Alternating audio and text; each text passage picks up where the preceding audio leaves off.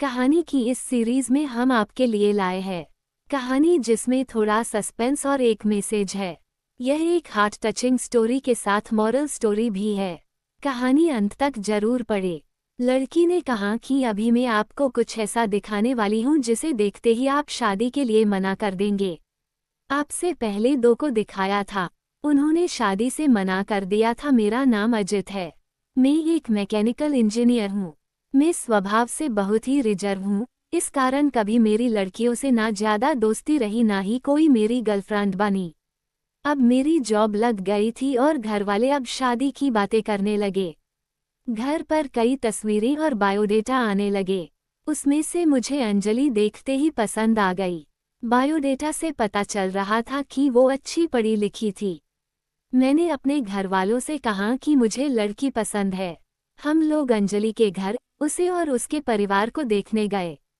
फिर जब अंजलि चाय लेकर आई तो वो मुझे उसकी तस्वीर से भी ज्यादा सुंदर लगी। खुले बाल और हल्के नीले रंग की साड़ी में वो बहुत ही सुंदर लग रही थी। फिर घरवालों ने हमें एक कमरे में बातें करने भेजा। कमरे में वो चुप थी, उसके चेहरे पर इतनी खुशी नहीं थी। मेरा दिल धड़क रहा था, मुझे लगा कि उसे मैं पसंद नहीं हूँ। फिर मैंने ही बात शुरू करते हुए कहा कि आप क्या करती है। उसने मेरी तरफ घूर कर देखा और कहा कि आपने बायोडेटा देखा नहीं तो मंगाया क्यों था। उसकी बात सुनकर मुझे लगा कि वो मुझमें कोई इंटरेस्ट नहीं दिखा रही है। फिर मैंने उसे डायरेक्टली पूछ लिया कि आपको मैं पसंद नहीं हूँ। वो बोली मेरे पसंद की बात नहीं है, आप खुद मुझे नापसंद कर देंगे, मुझे पता है। उसने कहा अभी मैं आपको ऐसा कुछ दिखाने वाली हूँ कि आप वो देखते ही आप शादी के लिए मना कर देंगे। आपसे पहले दो को दिखाया, उन्होंने भी देखते ही मना कर दिया। ये कहकर उसने अपने खुले बाल जो पीछे थे उनको आगे किया। इतने में ही कमरे के बाहर से आवाज आ गई और उसकी माँ कमरे में आ गई। शायद उन्हें भी पता था कि वो हर लड़के साथ ऐसी ही बातें करती है और कुछ बताती है। उसकी मम्मी ने कहा चलिए बाहर, सब आपका इंतजार कर रहे हैं। अंजलि ने अपनी माँ की तरफ देखा। मैं बाहर आ गया और बाहर मेरी माँ और पिता, जिन्हें भी मेरी शादी की जल्दी थी, वो भी मेरे मुंह से बस हाँ सुनना ही चाहते थे। मेरे आते ही मेरी माँ मुझे बाहर ले गई और पूछा कि क्या तुझे लड़की पसंद है। मैं मना नहीं कर पाया, लेकिन एक बात मुझे खटक रही थी कि आखिर वो क्या बताने वाली थी। उसकी मम्मी जिस तरह से जल्दी से कमरे में आई, मुझे बाहर ले गई, लगा ऐसा जैसे वो हमारी बातें ही सुन रही थी। मैंने शादी के लिए हाँ कर दी। मेरे घरवालों ने उन्हें हाँ में जवाब दे दिया, लेकिन अब मैं एक दुविधा में था कि मैं क्या करूं। मैंने उससे बात करना चाहा, मैंने उससे नंबर नहीं मांगा था। मैंने अपनी मम्मी को कहा कि आप बात करें और उसका नंबर ले लें। मम्मी ने अंजलि की मम्मी से फ़ोन पर बात की और अंजलि का नंबर मांगा, लेकिन उन्होंने ये कहकर मना कर दिया कि अंजलि का फ़ोन अभी खराब है। मम्मी यह भी कह रही थी कि वो लोग शादी के लिए जल्दी कर रहे हैं। इन सब बातों से मेरे मन में कुछ अजीब सवाल आने लगे। एक शाम जब मैं ऑफिस में था तब मुझे एक अननोन नंबर से कॉल आता है। फ़ोन रिसीव किया तो अंजलि थी। वो बोली कि मम्मी ने मेरा फ़ोन ले लिया है। मैं कुछ बहाना करके अपनी फ्रेंड के रूम पर आई हूँ, उसी के नंबर से फ़ोन कर रही हूँ।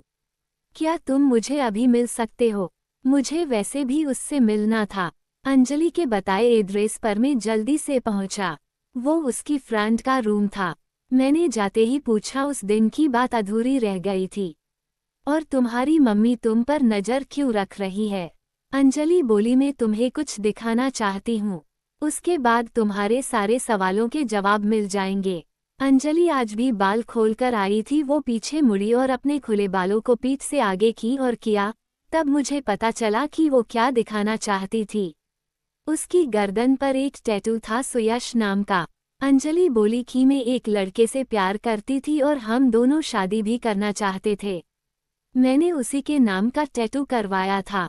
ये बात मैंने अपने घरवालों को भी बताई थी और वो तैयार भी हो गए थे, लेकिन सुयश ने मुझे चीट किया। वो मेरे अलावा भी किसी और को डेट कर रहा था और वो लड़की पैसे वाली थी, इसलिए उसने मुझे छोड़ दिया। तब से मुझे शादी और लड़कों से एक नफरत से हो गई थी।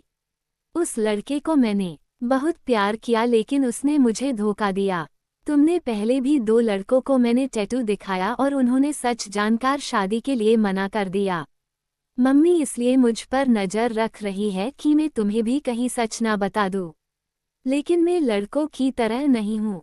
मैं नई जिंदगी की शुरुआत सच के साथ करना चाहती हूँ।